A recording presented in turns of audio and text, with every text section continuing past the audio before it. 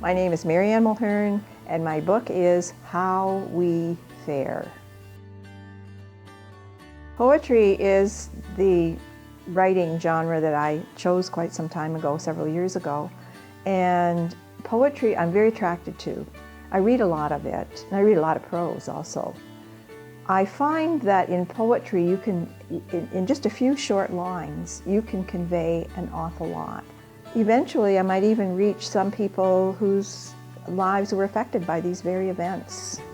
And they might read a poem and think, oh my goodness, my sister was on that plane, or my child was on that plane, or I knew a black boy who was shot by the police. Some of these events have happened in your era, and some of these situations are situations that you, with your youth and your education and your enthusiasm, that you perhaps could bring some influence to.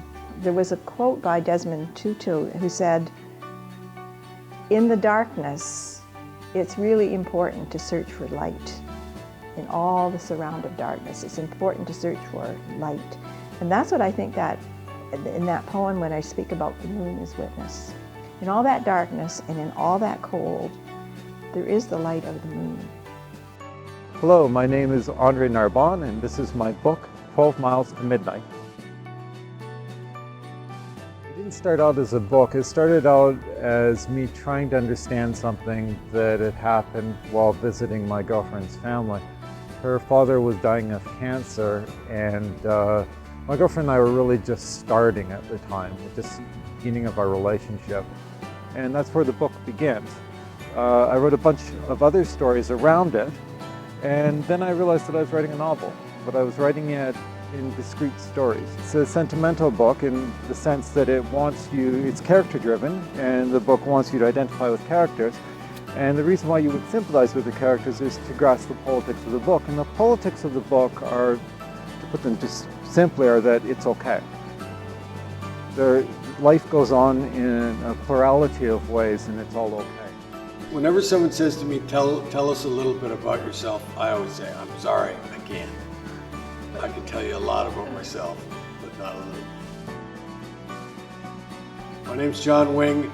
I was born during the Diefenbaker administration. Try and hold your blood.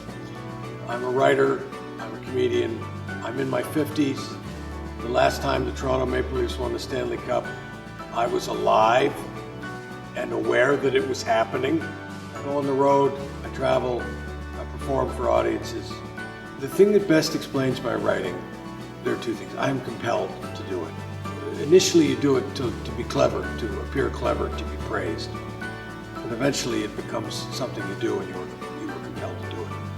And the other thing is, my daughter read a poem of mine in a book once, and it was about how I'd wanted a son, and then I had daughters instead. And she went to my wife and she said, how could he write this knowing I would read it one day? And she said, if that ever occurred to him, he'd never write. Being able to write about yourself allows you the freedom to create the person you would like to be or rather be. And you can, as long as you start truthfully, you can lie your head off. And I love that. So my writing is autobiographical and amoral at the same time.